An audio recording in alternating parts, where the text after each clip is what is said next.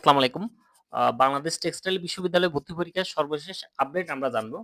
১ম এবং ২য় মেরিট শেষে কিন্তু এখনো আসন খালি আছে এবং ৩য় মেরিটে আমাদের ভর্তি এবং সাক্ষাৎকারের জন্য ডাকা হয়েছে। তো আমরা সর্বশেষ মেরিট কত পর্যন্ত গেছে এবং কতগুলো আসন খালি আছে, কি ডকুমেন্ট লাগবে এবং ভর্তি পদ্ধতি এগুলো নিয়ে আমরা বিস্তারিত আলোচনা করব। তো ১ম দেখি সাক্ষাৎকারের তারিখ।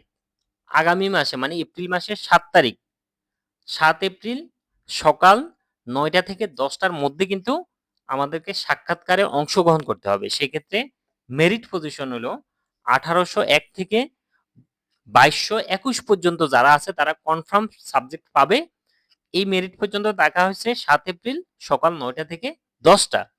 এরপরে যেহেতু আমরা এতদিন ধরে যে মেরিট গুলাতে দেখছি আসন কিন্তু অনেক খালি থাকে, সবাই ভর্তি হচ্ছে না। তো এখানেও যেহেতু অনেকে ভর্তি হবে না, সেই ক্ষেত্রে অনুমান করে কিন্তু আরো ডাকা হয়েছে প্রায় ২২২২ থেকে ৩৩০০ পর্যন্ত কিন্তু আরো এক্সট্রা ডাকা হয়েছে এবং ওই দিন আসন খালি সাপেক্ষে কিন্তু সাথে সাথে ভর্তি হতে পারবে। অর্থাৎ আমাদের সর্বশেষ মেরিট ৩৩০০ পর্যন্ত কিন্তু ডাকা হয়েছে। আর এই পর্যন্ত কনফার্ম। এদের ৭ এপ্রিল সকাল ১১টা থেকে ১২টা পর্যন্ত যারা তারা হলো আসন খালি সাপেক্ষে। তবে সাক্ষাৎকারে অংশগ্রহণ করতে হবে। কারণ পরবর্তীতে আসন খালি সাপেক্ষে কিন্তু আবার ডাকা হবে। সেক্ষেত্রে এই দিন যদি ৩৩০০ মেরিট পর্যন্ত যদি কেউ উপস্থিত না থাকে তাহলে সেক্ষেত্রে তার ভর্তি বাতিল হয়ে যাবে।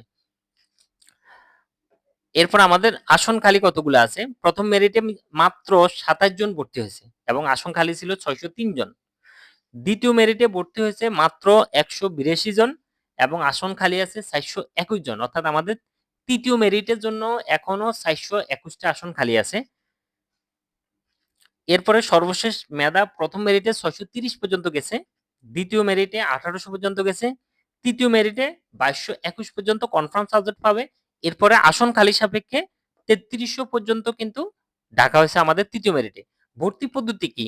সেক্ষেত্রে আমাদের অনলাইনে ভর্তি ফর্মটা আমরা পূরণ করে ওটা প্রিন্ট দিয়ে রাখবো। আর এক্ষেত্রে আমাদের ভর্তি ফি দিতে হবে ২০,১০০ টাকা। এখানে ২০০ টাকা আবার স্বাস্থ্য পরীক্ষার জন্য আছে। টোটাল ২০,১০০ টাকা আমাদের ভর্তি ফি।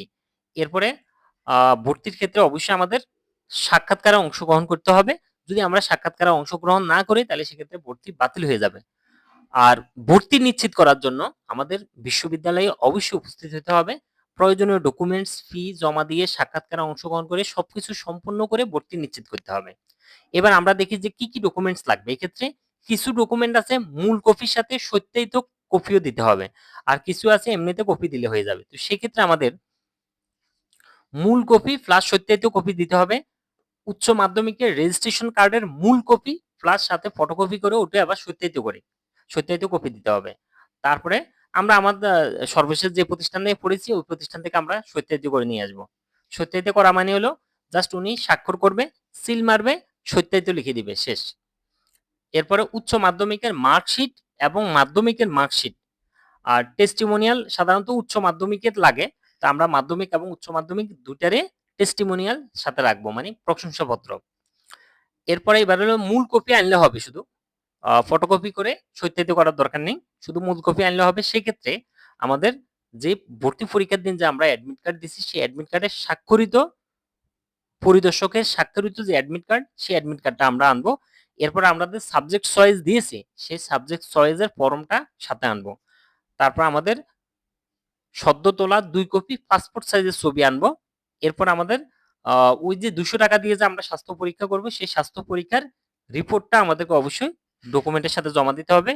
এরপরে ভর্তি ফি যে আমরা ২০,১০০ টাকা জমা দিব সেই ভর্তি ফি জমার যে যেখানে জমা দিব ওখানে তো একটা রসিদ দিবে। ভর্তি নিশ্চিত করার সময় আমরা সেই রসিদটাও জমা দিব। এটি ছিল আমাদের বাংলাদেশ টেক্সটাইল বিশ্ববিদ্যালয় মানে বুটেক্স ভর্তি পরীক্ষার সর্বশেষ আপডেট। ধন্যবাদ। আসসালামু আলাইকুম।